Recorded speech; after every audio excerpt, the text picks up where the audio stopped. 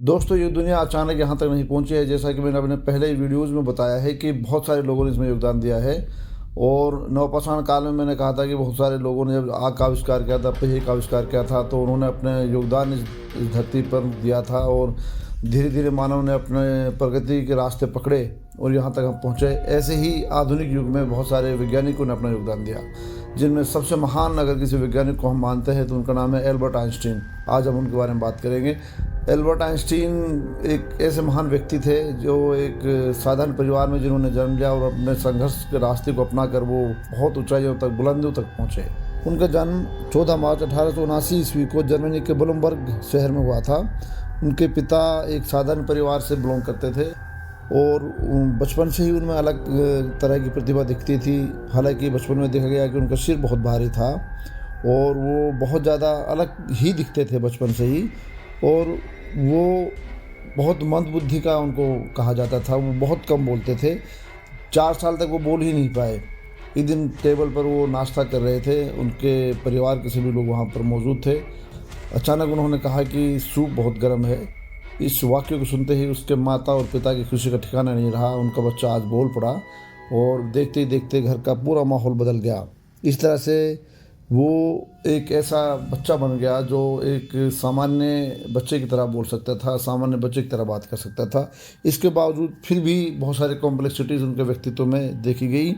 वह सामान्य बच्चे से अलग हटकर था। बाद में उनको जब स्कूल में दाखिल किया गया तो वह टीचर से अलग किस्म के सवाल करता था जो सामान्य बच्चों से अलग होते थे। उनके पिता उनके लिए एक मैग्नेटिक कंपास लेकर आए, जिसको सोल्व करने के लिए वो लगातार वो उसको चलाते थे या देखते थे। तो हमेशा उनकी लाइन जो है उत्तर दिशा में चली जाती थी। वो लगातार उसको सोल्व करने के लिए बार बार अपने पिताजी से उनसे पूछते थे कि सूर्य हमेशा नॉर्थ में ही क्यों जाती है। तो इस तरह के सवाल वो हमेशा अपने पिताजी से पूछते रहते थे। इसके बाद क्लास में वो हमेशा अपने टीचर से जब सवाल करते थे तो टीचर बहुत ज़्यादा उनसे परेशान होते थे। टीचर ने एक बार तो उनको लेजी डॉग भी कह दिया था। इस तरह से वो याददाश्त भी उनकी कमज़ोर रहती थी। वो मुख्य धारा के स्टूडेंट्स में वो नहीं थे। इस तरह से वो गणित और साइंस के सब्जेक्ट्स को छोड़कर और सब्जेक्ट्स में फेल भी हो जाते थे। इस तरह की उनकी स्थिति थी। उन्होंने ये सब महसूस किया तो उन्होंने एक अपने जो उनके आदर्श अध्यापक थे उनके सामने उन्होंने अपनी समस्या को रखा कि मैं कैसे मुख्य धारा में आ सकता हूँ। तो उनके अध्यापक ने कहा कि आप लगातार अनुभव लेते रहिए, अनुभव लेने के साथ साथ आप उनको प्रयास कीजिए लगातार। तो वो उन्होंने इसको लगातार अपने जीवन में उतार लिया और इसी से उनके जीवन में बदलाव आए। और एल्बर्ट आइंस्टीन जो है धीरे धीरे इन चीज़ों से उभरते चले गए और एल्बर्ट आइंस्टीन जो है एक महान वैज्ञानिक होने की तरफ बढ़ने लगे। एल्बर्ट आइंस्टीन की और उसके परिवार की आर्थिक स्थिति बहुत अच्छी नहीं थी। पेटेंट कार्यालय में उन्होंने एक जॉब हासिल की और जब उनको खाली समय मिलता था तो अपने समय को में वो शिक्षा ग्रहण करते थे और धीरे धीरे उन्होंने उच्चतर शिक्षा हासिल कर ली। 1911 ईस्वी में प्राग में वो सैद्धांतिक भौतिकी के प्रोफेसर बने, यानी वो हायर एजुकेशन पा चुके थे। और धीरे धीरे वो इतने ज़्यादा प्रवीण हो गए अपनी पढ़ाई में कि 1922 में भौतिकी के लिए उन्हें नोबेल प्राइज़ से सम्मानित किया गया। लेकिन इसके साथ साथ आने वाले समय की चुनौतियां उनके लिए बहुत ज़्यादा गंभीर होने वाली थी।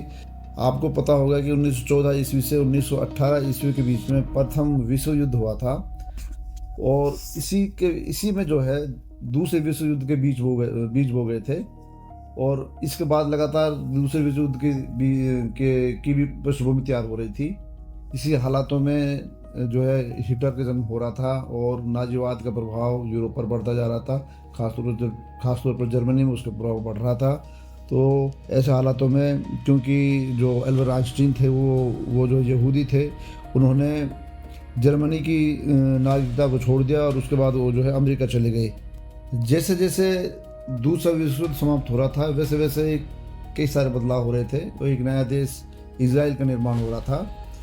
यहूदी होने के नाते अमेरिका ने एल्बर्ट आइंस्टीन को इजराइल देश का राष्ट्रपति बनने का न्योता दिया, जिसको एल्बर्ट आइंस्टीन ने स्वीकार नहीं किया। एल्बर्ट आइंस्टीन का मानना था कि राजनीति जैसी चीज़ उनके लिए स्वीकृत नहीं है, वो राजनीति में नहीं आना चाहते, वो एक वैज्ञानिक तौर पर ही ज़्यादा अच्छे हैं। हालांकि ऐसा नहीं है कि उन्होंने इजराइल से नाता तोड़ दिया। उन्होंने इजराइल में रहकर ही उन्होंने हिब्रू विश्वविद्यालय की स्थापना में अपना योगदान दिया, लेकिन राजनीति से उन्होंने अपने आप को अलग कर लिया। एल्बर्ट आइंस्टीन ने भौतिकी में जो कार्य किया उसने पूरी व्यवस्था को बदल कर रख दिया। उनका जो एक सिद्धांत है थ्योरी ऑफ रिलेटिविटी यानी सापेक्षता का सिद्धांत, इसने जो है भौतिकी में एक नए आयाम स्थापित किए।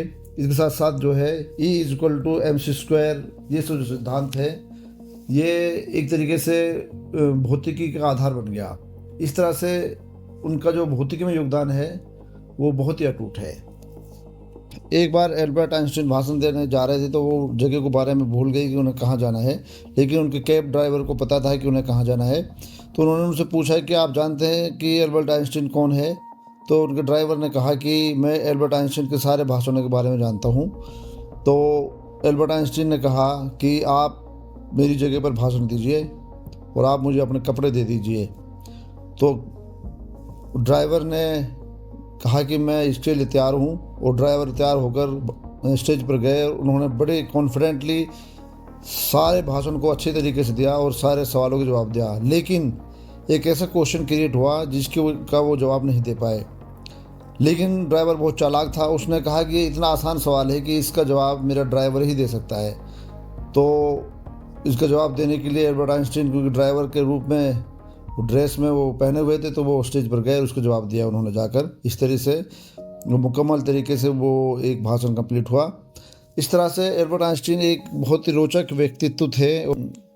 एल्बर्ट आइंस्टीन एक बहुत ही जीनियस व्यक्ति थे, इसलिए 14 मार्च को जीनियस डे के रूप में मनाया जाता है। 18 अप्रैल 1955 को उनकी मृत्यु हुई। वो 76 साल इस दुनिया में रहे और इस दुनिया को रोशन किया, इस दुनिया को बहुत कुछ उन्होंने दिया।